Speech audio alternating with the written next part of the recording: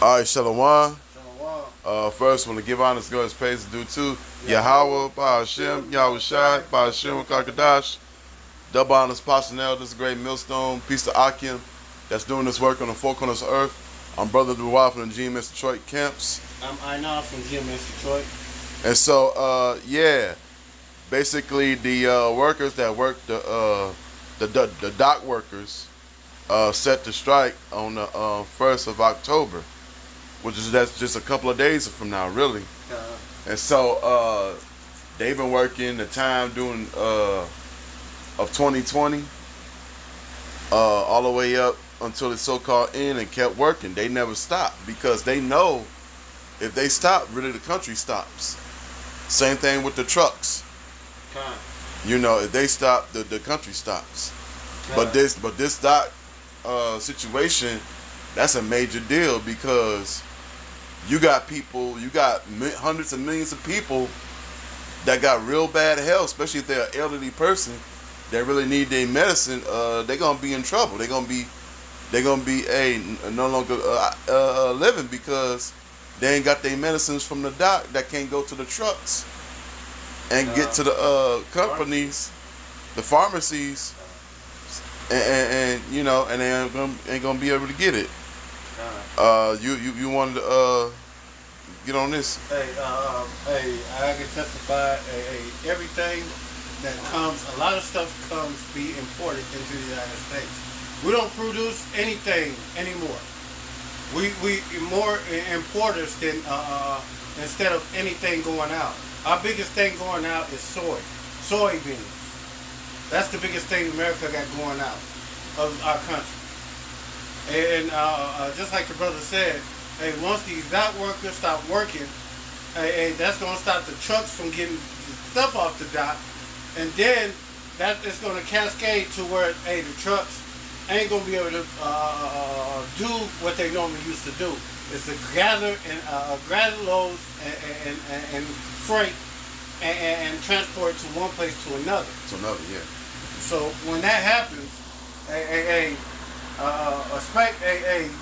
the grocery store shelves, you think they empty, some of them empty now, they're going to really get empty coming soon. Mm-hmm. Go ahead with the article. Yeah, go ahead. This is from Supply Chain 24/7. Dock workers strike set for October the 1st. What it means for the supply chain. The strike could impact nearly half of U.S. imports,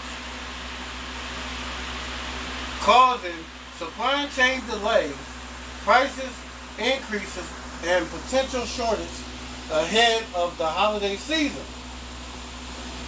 Just with 1 week to go until the potential strike, U.S. supply chain is bracing for a massive disruption as 45,000 dock workers on the East and the Gulf Coast prepare to walk off the job on October the 1st, and if a new labor agreement isn't reached, the ports handling nearly half of all U.S. imports could shut down, threatening significantly the delays and price increase and shortage just weeks before the holiday shopping season and the presidential election. And hey, I know Trump gonna be all over this because he's gonna be like, hey, you see, under his regime, hey, when I was president, hey, the docks worked fine. But now, under them, you know, let's keep going. International Longshoremen Association, which represents dock workers at 36 ports from Maine to Texas, has been locked in a standoff with the U.S. Maritime Alliance. The group representing carriers, terminal operators, talks have been stalled since June with no resolution in sight. Both sides are digging in their heels.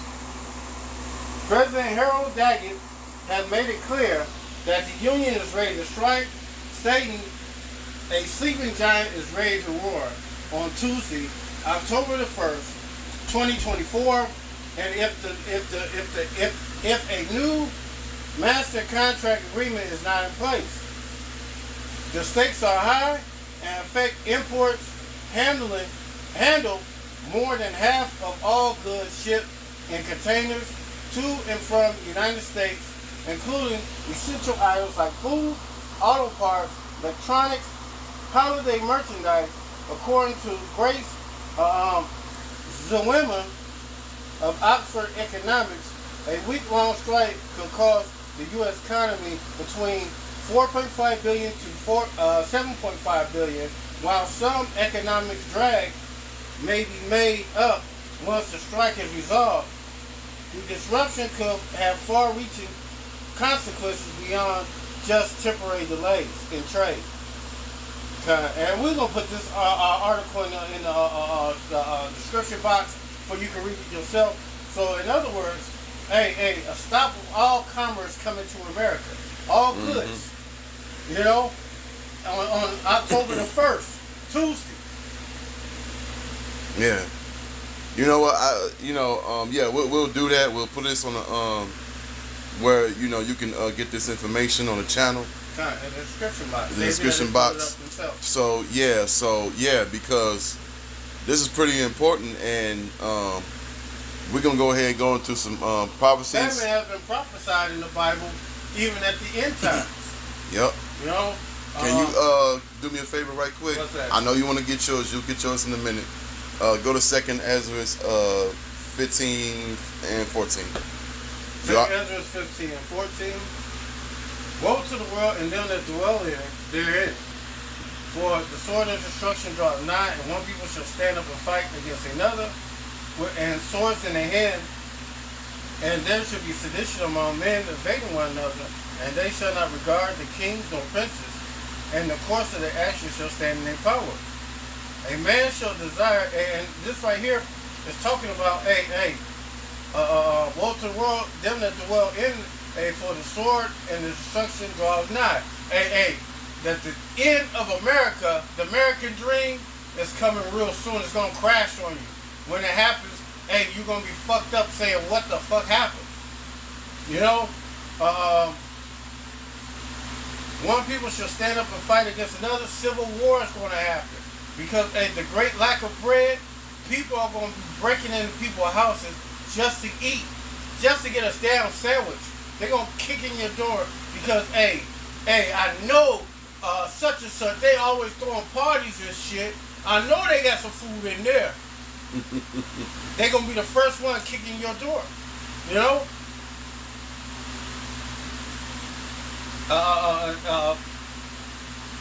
And there shall be dissension among men invading one another, and they shall not regard their kings nor princes, and the course of action shall stand in their power.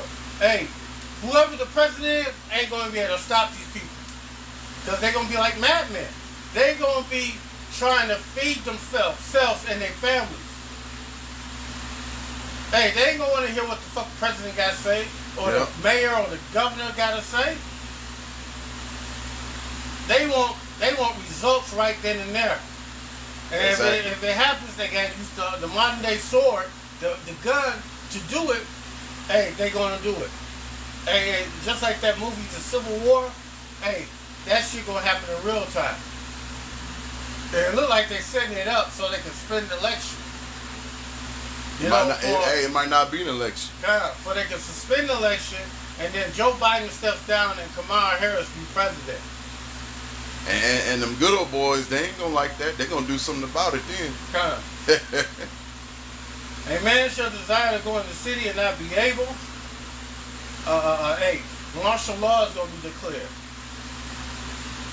And when martial law is declared, they only going to tell you once to return back to your home. After that, it ain't going to be a twice they tell you. They just going to start gunning you down, mowing you down. These troops, not the army, the UN troops, they're going to be gunning people down in rapid fashion, because you don't want to return back to your home. Return back to your home until you receive other instructions. That's what they're gonna tell you. And if you don't return back to your home, it might take you twice. And then after that, you probably pop a cap in the air, a bullet in the air. After that, them bullets gonna be pointed at you. You know, they're gonna start gunning you down. You know, because of the pride of the cities shall be troubled, and the houses shall be destroyed, and men shall be fear. Men shall be afraid. Hey, men, these big muscle-bound ass men are gonna be crying like women during this time because they ain't gonna know what the fuck to do. And hey, we're gonna be off the highways and hedges coming soon, and we ain't gonna be telling you what to do.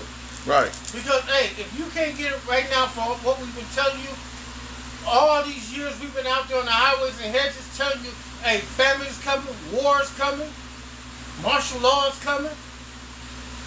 Women better get a man. Hey, let's see how she do it. She don't need no man. Right. You know, that's what she said. A man shall have no pity upon his neighbor, but shall destroy their houses with the sword and spoil their goods because of the lack of bread and for the great tribulation. There you go. These markets only have like 3 days worth of food. Now you grab a piece of. Hey, once these 3 days run out, it ain't gonna be no more. Nope. You know? Yeah, because first of all, like, you know, you got to remember these groups out here. You know, if Kamala Harris does get in, you know, even though she's not an Israelite, she's a heathen. They gonna look. This is gonna make them. Edomite. Yeah, a chocolatier. But you know, Esau ain't got no spirit. He's still. Well, to him, that's still a nigga in this book. Well, they think. Yeah. But that's gonna help sell off these race wars. Just like Obama, he wasn't one of us. Exactly. He didn't do shit for us. He a Hamite.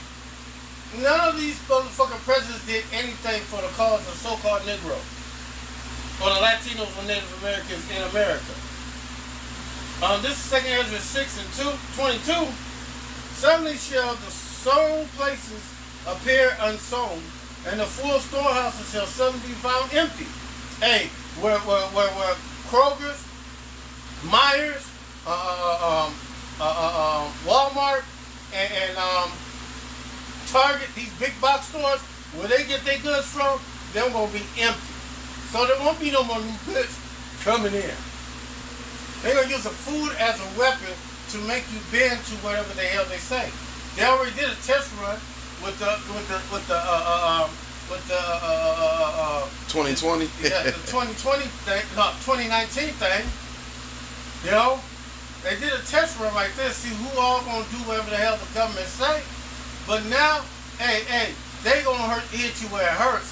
They gonna hit you right there where your stomach's at. And they gonna pull back these goods, and then they gonna let these goods come back freely after you receive the MOTB. If you don't know what the MOTB, read Revelation 13 and 16 on down.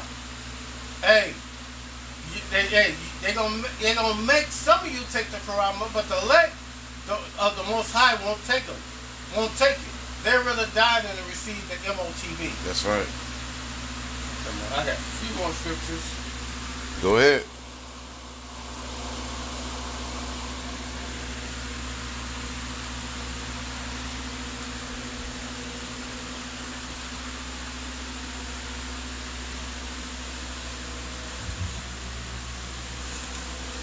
This Lamentation 4 and 9. David that be slain with the sword are better than they that be slain with hunger. For these pine away, stricken through the want of the fruits of the field. Hey, when you cannot eat, immediately your body starts to go into breaking down your body, your muscles, your fat, so it can keep itself going. You know, 3 days after that, hey, it's breaking down your fat. Hey, it's breaking down muscle. Hey, your ribs gonna be touching your insides. Coming soon, you'll have a six pack if you're an overweight person. Hey, you'll be like, well, all I have to do is just not eat, and I get all this. Hey, when famine hits you, you're gonna be in a whole lot of trouble. Hey, your kids gonna be hungry. They're gonna be looking like the kids on Feed the Children. You're gonna be looking like a third world country.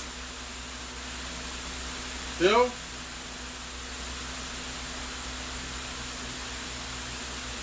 This is Sirach 39-28. There be spirits that created for vengeance, which in their fury lay sore strokes. In the time of destruction, they pour out their force to peace the wrath for him that made them. Fire, hail, famine, and death. All these were created for vengeance. Famine is created by the Most High to put vengeance on the people that, not walking in the law, statutes, commandments of the Most High to the best of their ability. You so-called Israelites that walk by us every day and know you're Israelites and still refuse to do what is right in the eyes of the Lord, y'all gonna be the main one to get it in Jacob's trouble. You know? When you pass all that, the sword is going to destroy you. The nuke. You know? Well, it ain't just got to be that, because you got to remember, even the Lord, when you read, you got spirits created for vengeance, and that's going to be for different times when this goes down. You know, because you still got fools think that God loves everybody, bull crap, and I'm like, no. The Lord's total opposite of that. You know. This is 2nd Ezra 16 and 18. The beginning of sorrows and great mournings, the beginning of famine and great death, beginning of wars, and the power shall stand in fear, and the beginning of evils. What shall I do when these things come? The prophet Ezra know that he's going to be in the midst of this. He know he needed somebody to save him out of this. You know? Behold, famine, plague, and tribulation and anguish are sent as scourges for amendment. Famine, plague, when you can't eat, that's when you get diseases, because your body can't defend itself naturally, immunities, because you're not eating anymore. Your immune system get weak, and you're more susceptible to catching this virus.